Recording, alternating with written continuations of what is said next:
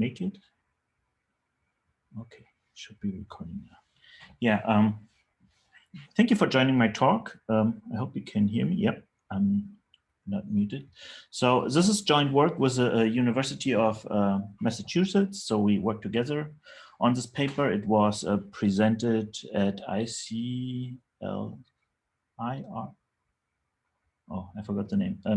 The Conference on Rebooting Computing, International Conference on Rebooting Computing, so ICRC.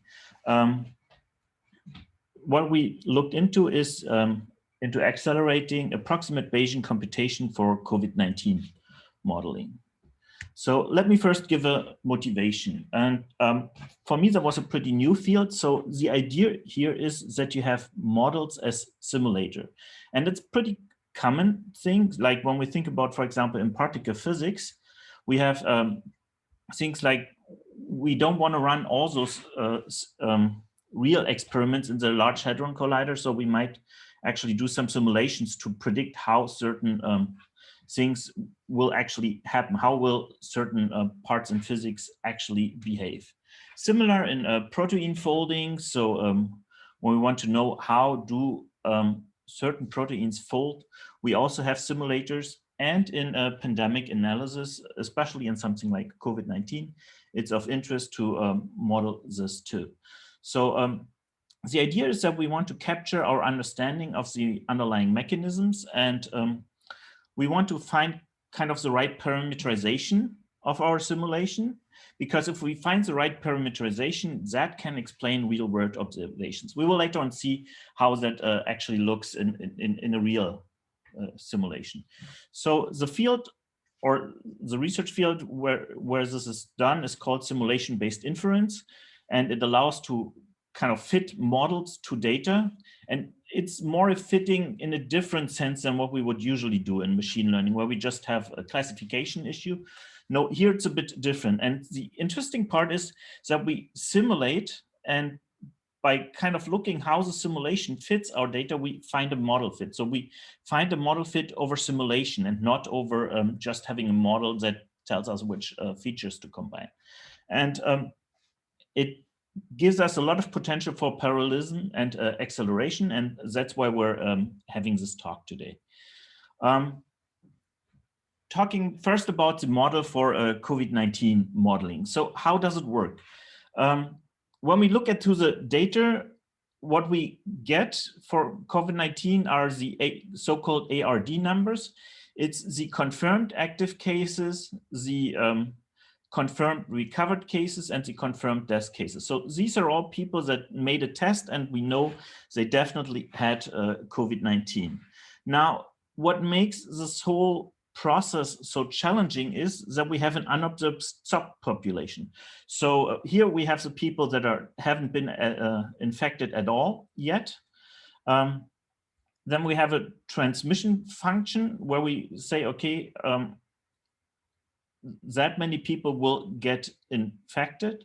So we have something like a test success rate or test effectiveness rate that tells us, okay, from those infected people, how many actually get tested and discovered. And obviously, when we are infected, it might happen that we actually recover from it without ever being tested, or die. So those two things are grouped in this part. So that's kind of the model. And those numbers that we have here, those 8 parameters, those are actually telling us what is the probability that that the population transitions from one to the other. And it's a Poisson distribution. So we just know from one day to the other, how would that change? Well, we don't know it really. We want to know those values. So that's what we're trying to model. And that's why we need simulation-based inference to learn those parameters given our data. One approach for that is approximate Bayesian computation. The idea here is usually we would use a base formula, and we would say, okay, we want to have this probability. We want to have the probabilities of the parameters given our data. Now, the usual part is we focus on this part here, on the likelihood, the probability of the data given our parameters. However, since we kind of require a simulation, it's not really, there's no direct mapping really. to calculate this probability, we need an approximation for this likelihood. The prior is pretty simple. It just depends on how we sample. So in our case, uniform. So that's nothing to think much about, but the likelihood is really a challenge. So what is done in approximate Bayesian computation is we take our parameter and we execute a simulation. With the simulation, we get a simulated data set. We can use the simulated data set to calculate the distance to the real measured data. And that distance is used as an kind of as a means to approximate the likelihood. Now, how does it look in the model? Okay, we sample, we have a model simulation, we get the distance function and look, okay, is the distance exceeding a certain threshold? If it's too high, we just reject the sample. If it's low enough, we actually have a sample for approximate posterior. And yeah, the reason why it's used is because the likelihood is intractable in this case. And yeah, the accuracy of our model is determined by the tolerance. So the lower we select this epsilon, the better our accuracy actually is of the model. However, the higher the accuracy, so the higher the accuracy, the better the accuracy, the lower this parameter, the more actually samples we have to calculate. And we're talking here about millions of simulations that we need in practice. So one part is obviously we need to parallelize this model simulation, which is actually not that difficult. So we, instead of just looking at one model parameter, we can look at 100,000 model parameters, which is what we did in our evaluation, and calculate the whole simulation all at once for 100,000 samples, and then still filter out the ones that are actually of interest, and then repeat and repeat. Okay, we looked into 3 different hardware acceleration platforms. The baseline were 2 Xeon Gold processors. We talked to the original people who developed this kind of simulation. That's kind of the standard processors that people use nowadays. So there is no real accelerator used at the current time, and it uses since it's 2 CPUs, it has a TDP of 300 watt. As a comparison, we use the NVIDIA Tesla V100. It has the same TDP, normal standard graphic accelerator, and we used our chip, the first generation chip. We already have a second generation chip out there, but that's the first generation chip. We used 2 of them because 2 of them, again, together would correspond to a TDP of 300 watt. What is interesting is it's very, very different architectures, hardware architectures. So the question is, which hardware architecture would benefit most from this kind of problem? For the implementation, the code is available online on GitHub, and the simulation code is exactly the same for all the platforms. Only the way how we extract the files, the samples, is a little bit different, and we used XLA compilation to ensure that we have max performance. Without XLA, performance of GPU would be, and also CPU would be something like 100 times slower.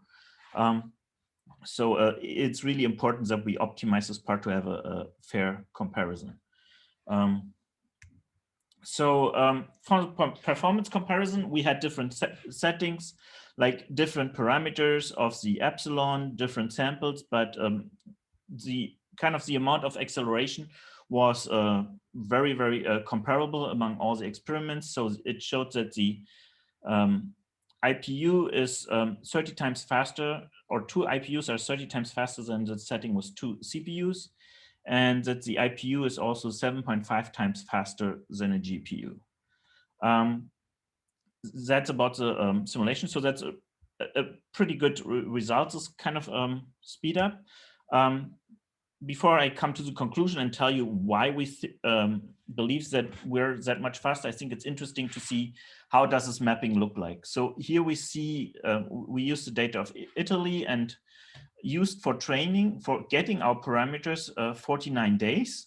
And then we used only the parameters to run the simulation again. So it's a completely independent simulations that we run, and we ran multiple simulations with 100 parameters, and we looked at okay, how does it actually fit the growth curve, and we realized that for the death rate in Italy, there might have been some policy changes. So after the training times that we have, we're not fully matching it anymore. But apart from that, our curve is mapping it pretty accurate. And we get also, what is good about us, we do not just get one rate, we get an estimate of rates. So that can be seen on the right side. So we see here that we have something like the recovery rate. That's how many people go from confirmed active cases to recovered cases. So how many people just survive the virus and are good. And we can compare here, for example, United States and New Zealand, and we see that there's a significant difference in the parameters. And here we can even say significant because we have a distribution and we kind of know even the tails of this distribution of those parameters. On the other hand side, when we look into something like the discovery rate, that's how many people who are infected but not detected actually get actively confirmed cases, like we know that they got detected. We see that for the US, it's not that clear which parameter it should be chosen. There's a slight preference for small parameters, but no clear winner. So we have a little bit shift, maybe the median is kind of in this field. Whereas for New Zealand, the distribution is a bit more clear, but still it's more difficult to make a clear decision here or say, okay, one is definitely better than the other. And that's actually what we want. We want to be able to make statistical interpretations of the model and be able to analyze this. And it's actually not that surprising that this parameter is not giving a totally clear perspective here, because obviously the infected number is something we don't really know, it's the undetected number. So we're working here with estimates given the data, and that makes it kind of difficult to estimate those parameters. Okay, now to conclude, I think approximate Bayesian computation is a really, really interesting topic and highly, highly relevant. The IPU can really accelerate these kinds of models, and I think there can be a lot of similar models that can be actually accelerated. I wouldn't see any problem with that. So I think 30 times speed up compared to the current state of the art is really tremendous. And yeah, the good thing is, why is that acceleration so relevant? It's actually relevant because now when researchers use our hardware, they can use more complex models. They can get higher quality of their parameter estimates because they can run it with a lower tolerance level, or they can get a faster time to result and then are able to play around with it much more or have a better reporting. We actually did some estimates for kind of certain qualities one would have, and we figured out that only with the IPU it would be possible to actually give something like daily results, like really produce a result daily. With other hardware, you would actually take more than a day to actually get the result, and that's way too slow for development. If you just use one device, obviously you can always use more GPUs and more CPUs and speed things up, but it's a good acceleration. So why is it so fast? I think that's the most interesting question. One reason is for the IPU, we have something like 300 megabytes of on-chip memory. And that's really used efficiently for this application. Whereas for the GPU, when we look into the cache, we have only 6 megabytes of L2 cache and 10 megabytes of L1 cache. And that means that when we look into how do the parameter arrays look like, those wouldn't even fit into the cache. So those arrays alone have to be broken apart to be then sent to the GPU, which is an additional effort. Whereas in the IPU, all the data and all the code resides in the memory. Another part is that when we looked into the profiling, that the GPU was spending 43% of the time actually fetching the instruction. Whereas for the IPU, we already have the instruction on the chip. That was quite surprising for us that it would take that much time, but I guess it's a bit more complex kernel after the XLA optimization. So it took a while for actually just transferring the kernel. And then obviously we have 50 times, so we have really high bandwidth on the memory because the memory is on the chip. So we can really quickly transfer data, and it turned out that this application, even though I wasn't expecting it, requires a lot of actually data shuffling and data transfer. And yeah, that's why we were that fast. So yeah, thank you for your attention. Thank you for stopping by. I'll be also available in chat and so on. So yeah, let me also know if you have any questions.